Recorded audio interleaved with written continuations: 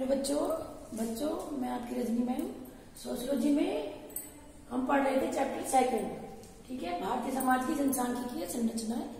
ठीक है, इसमें हमारा टॉपिक चल रहा था ग्रामीण नगरीय संपर्क सूत्र अथवा विस्तृत जगत के संदर्भ में गांव। ठीक है, ये हमारा टॉपिक था मेन। और इसमें हम जो ए पोर्शन था 2 पॉइंट थे इसके। पहला पॉइंट था इसमें गांव विस्तृत जगत के संबंध में आत्मनिर्भर है। जो विस्तृत जगत का संदर्भ दिया है उसमें ए पॉइंट था कि गांव जो है विस्तृत जगत के संबंध में आत्मनिर्भर है। और जो दूसरा बे पॉइंट है वो आज हम क्लियर करेंगे। वो है गांव को विस्तृत जगत से पृथक नहीं किया जा सकता है। ठीक है बच्चों, अब तक आपने पढ़ा था कि जो गांव है वो अपने आप में आत्मनिर्भर है। ठीक है, और जो विस्तृत जगत है हमारा पूरा जगत है, पूरा संसार है, उससे अलग रह करके भी गांव जो है रह सकता है, अपने आप में पूर्ण इकाई है। ठीक है, और जबकि कुछ सभी विद्वानों में अधिकतर इस बात पर मतभेद रहा है कि गांव स्वयं में एक पूर्ण इकाई है अथवा विस्तृत जगत से गांव का संबंध है, या विस्तृत जगत से गांव को पृथक नहीं किया जा सकता। ठीक है, इसका फर्स्ट पॉइंट हम पढ़ चुके थे और आपको क्लियर भी होगा क्योंकि उसमें हमने समझाया था कि गांव जो है विस्तृत जगत के संबंध में, यानी यदि गांव को हम विस्तृत जगत से संबंधित करते हैं तो गांव अपने आप में आत्मनिर्भर है। उसके हमने कुछ पॉइंट पढ़े थे, लेकिन आज हम पढ़ेंगे कि गांव को विस्तृत जगत से पृथक नहीं किया जा सकता, यानी कि गांव का विस्तृत जगत से संबंध है, आपसी संबंध है। डीएन मजूमदार के अनुसार यदि हम देखते हैं तो ये आपने इनकी डेफिनेशन ए पॉइंट में पढ़ी थी और आज बे पॉइंट में भी आप दोबारा रिपीट कर रही हूं मैं, तो आपको पूरी तरह से क्लियर हो जाएगी। गांव जो है स्वयं में निहित एक इकाई नहीं है, क्योंकि प्रत्येक गांव की एक मूल व्यवस्था होती है।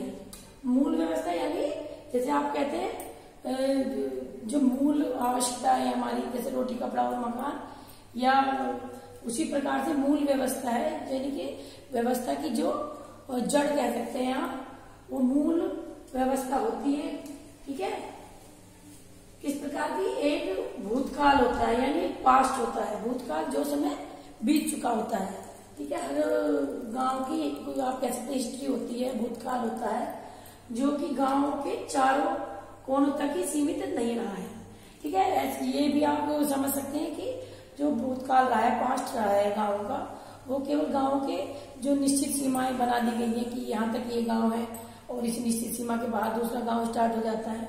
तो ऐसी कोई जो हिस्ट्री हम देखते हैं, भूतकाल में देखते हैं, तो गांव जो है चारों कोनों तक ही सीमित नहीं है या नहीं रहे हैं।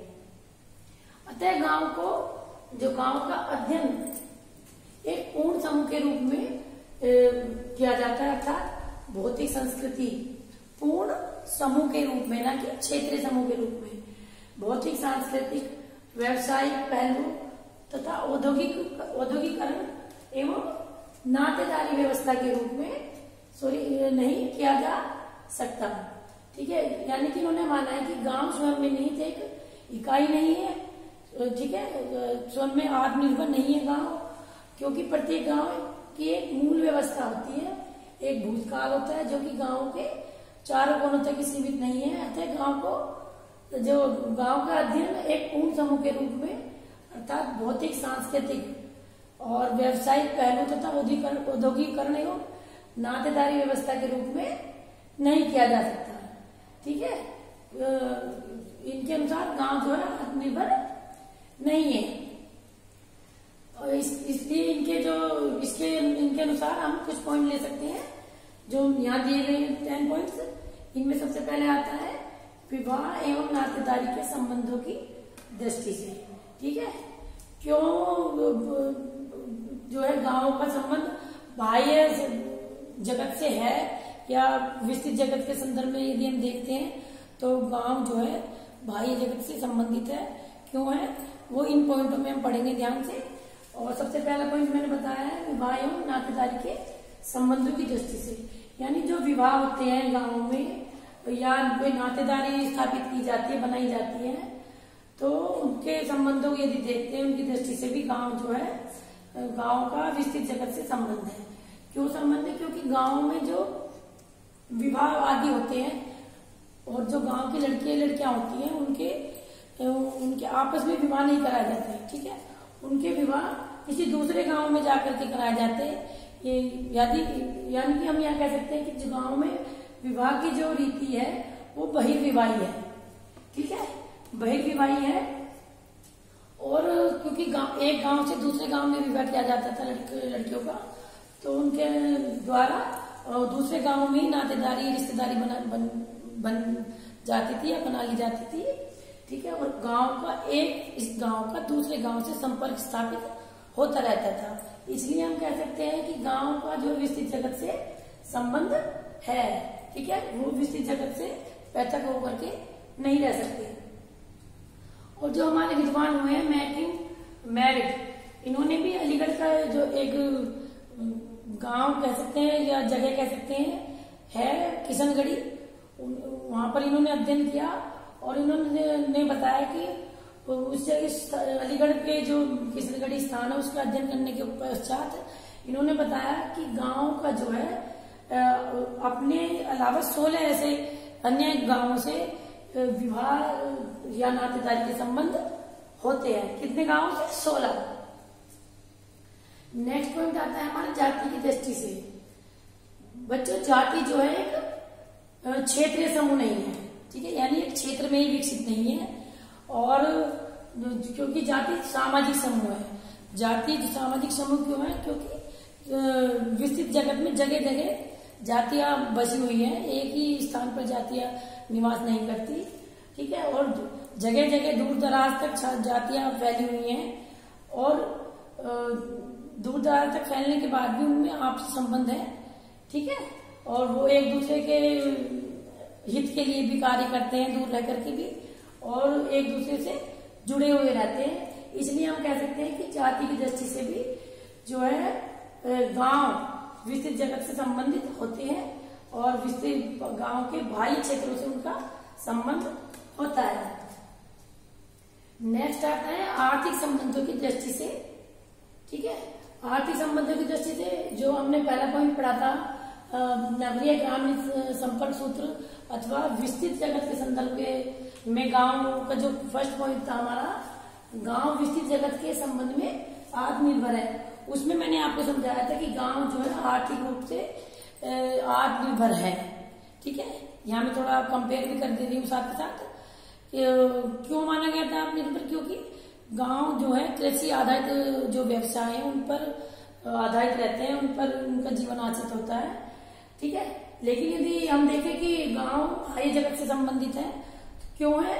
क्योंकि जो गांव में कृषि की जाती है, ठीक है, कृषि तो की जाती है, लेकिन कृषि के साथ साथ जो कृषि का जो फसल वगैरह है उनको खरीदने के लिए, उनके बीजों की खरीदारी करने के लिए या फसल को बेचने के लिए गांव वासियों को गांव से बाहर जाना पड़ता है, यानी विस्तृत जगत से उन्हें संपर्क स्थापित करने पड़ते हैं, ठीक है।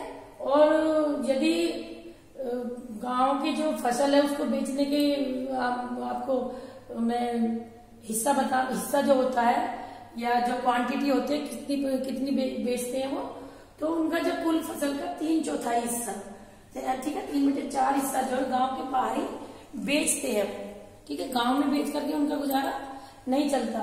और गांव आप देखते भी होंगे फसल या सब्जियां हैं, फ्रूट्स है, किसी की भी खेती करते हैं किसान, वो बाहर ही उन्हें जाकर के बेचने पड़ते हैं, यानी कि जो बाह्य जगत से संपर्क है वो उनके संपर्क स्थापित रहते हैं या स्थापित करने पड़ते हैं, या कह सकते हैं बाह्य जगत से उनके संबंध होते हैं। नेक्स्ट है हमारा राजनीतिक एवं प्रशासनिक संबंधों की दृष्टि से। राजनीतिक एवं प्रशासनिक संबंधों की दृष्टि से गांव विस्तृत जगत से किस प्रकार संबंधित है? वो इस प्रकार संबंधित है क्योंकि जो राजनीतिक कार्य होते हैं, जैसे अदालत से संबंधित कोई कार्य है या आप ये माल गुजारी जो विभाग होते हैं उनसे संबंधित कोई कार्य है, या किसी सरकारी अफसर से मिलकर के कोई कार्य पूर्ण कराना है ग्रामवासियों को, तो उसके लिए उन्हें गांव से बाहर जाना पड़ता है, नगरों में जाना पड़ता है, क्योंकि जो सरकारी वकील होते हैं या सरकारी अधिकारी होते हैं कोई, वो सब लोग अधिकतर गाँव में ही जो है बैठ रहते हैं या गाँव में ही बैठ करके तहसील वगैरह में बैठते हैं। ठीक है, तो वहां पर जाकर के इन्होंने गांव वासियों को उनसे संपर्क स्थापित करने पड़ते हैं। और जो है अपने प्रशासनिक संबंध की दृष्टि से यदि हम बताते हैं तो जो राजनीतिक लोग हैं, राजनीतिक ब्लॉक, तहसील, जिले और राज्य से जुड़े हुए होते हैं, राजनीतिक जो हमारे मसले होते हैं या कोई समस्याएं होती हैं, वो ब्लॉक, तहसील, जिले तथा राज्य से जुड़े हैं और देश की जो है आप इन्हें इकाई कह सकते हैं। और इनसे संबंधित जो समस्याएं हमें पूर्ण करनी होती है वो इन्हीं के पास जाकर के करनी होती है, यानी कि ग्रामवासियों का जो है नगरीय क्षेत्रों से संबंध स्थापित रहता है या स्थापित करना पड़ता है अपने कार्य को पूर्ण कराने के लिए। 5th पॉइंट है हमारा धार्मिक दृष्टि से। धार्मिक दृष्टि से बच्चों भारत जो है हमारा, भारत में जो अनेक धर्मों के लोग निवास करते हैं, अनेक संस्कृतियों को मानने वाले लोग निवास करते हैं। ठीक है, और जो है धर्म की दृष्टि से यदि हम देखते हैं तो विभिन्न धर्मावलंबी, ठीक है, तीर्थ यात्राएं की जाती है। जैसे आप देखते हैं हरिद्वार जाते हैं बहुत से लोग, ऋषिकेश जाते हैं तीर्थ यात्राएं करने, है ना, यानी कि वो एक स्थान से दूसरे स्थान पर जो है जा रहे हैं, अपने गांव से निकल करके वो बाहरी दुनिया में प्रवेश कर रहे हैं, बाहरी दुनिया में जाकर के तीर्थ स्थानों का, तीर्थ स्थलों का जो है के दर्शन कर रहे हैं, या जो है उन जो मान्यताएं चली आ रही हैं उनके अनुसार अपनी यात्राएं कर रहे हैं, अपने जीवन का जो है धर्म पूरा कर रहे हैं उनके अपने अनुसार। ठीक है, यानी कि वो इस दृष्टि से भी, धर्म की दृष्टि से भी हम कह सकते हैं कि ग्रामवासी का जो है विस्तृत जगत से संबंध होता है, जो विस्तृत जगत का पॉइंट मैंने बताया था। ठीक है, और साथ ही तो आप देखते होंगे यदि हम दिवाली, होली आदि त्योहार मनाते हैं तो उसके लिए भी हमें गांव से बाहर जाना पड़ता है, और गांव से बाहर जाएंगे तो हमें संपर्क स्थापित करने होते हैं। ठीक है, जिससे कि हम कह सकते हैं कि गांव वासियों का विस्तृत जगत से संबंध, या एक दूसरे गांव में जाकर के, एक गांव के व्यक्ति यदि दूसरे गांव में जाएंगे और वहां जाकर के त्योहार मनाते हैं अपने रिश्तेदारों, नातेदारों के यहाँ, तो तब भी हम ये नहीं कह सकते कि गांव स्वयं में आत्मनिर्भर है, तब हम ये कहेंगे कि गांव का जो है बाह्य जगत से यानी विस्तृत जगत से संबंध होते हैं। ठीक है, और नेक्स्ट पॉइंट है हमारा आधुनिक शिक्षा एवं नौकरी की सुविधा की दृष्टि से।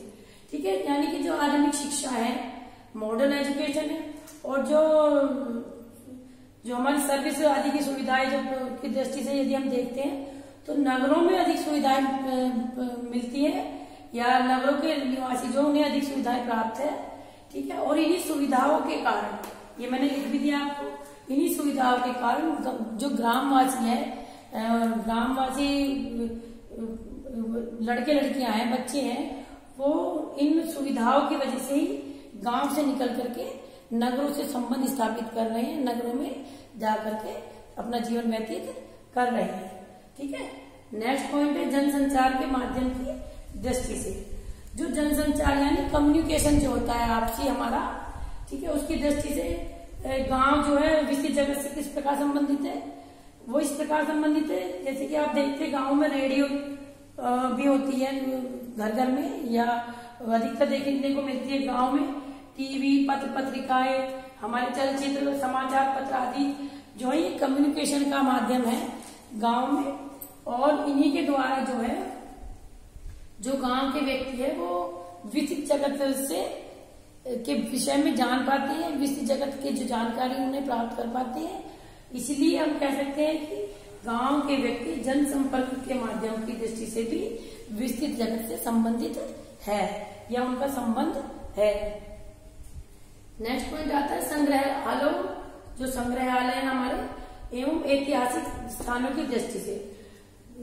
जो हमारा भारत देश रहा है प्रारंभ से ही संग्रहालय जो बनाए गए हैं उसकी दृष्टि से बाहर के लोग भी यहाँ पर जो है संग्रहालय देखने के लिए आते हैं, और ऐतिहासिक स्थल भी बहुत सारे हैं हमारे भारत में।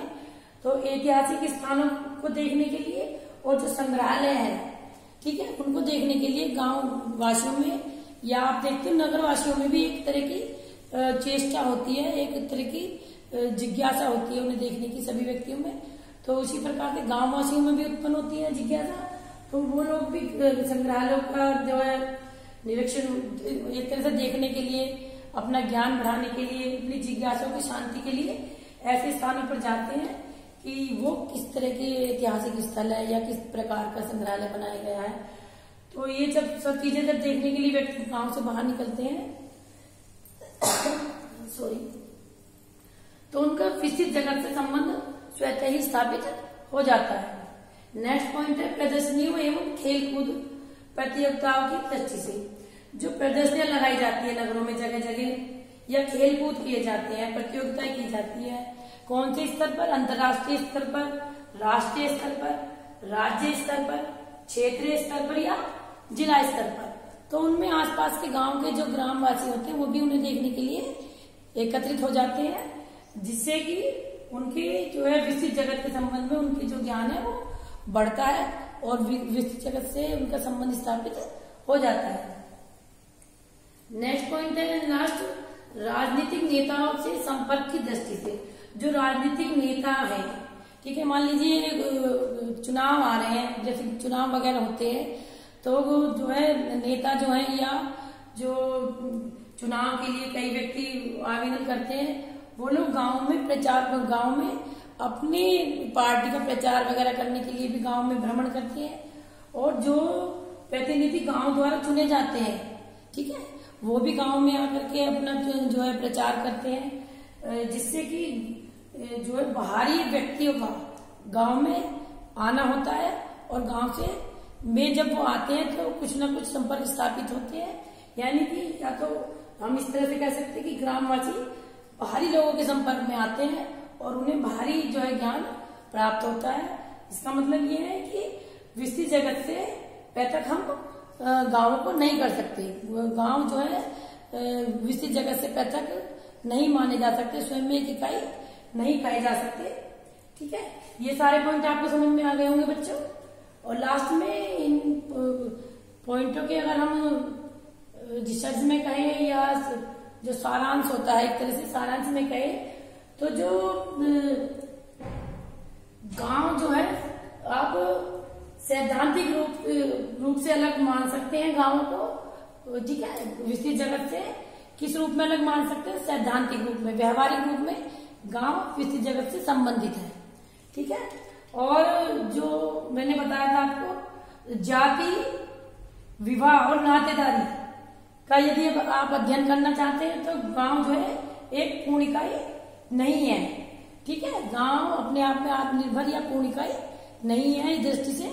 और यदि आप जजमानी व्यवस्था या संयुक्त परिवार और सामाजिक संरचना, ठीक है, ग्रामीण सामाजिक संरचना का अध्ययन करना चाहते हैं तो उसके लिए जो गांव है वो अपने आप में एक पूर्ण इकाई है, यानी अध्ययन का एक पूर्ण विषय है।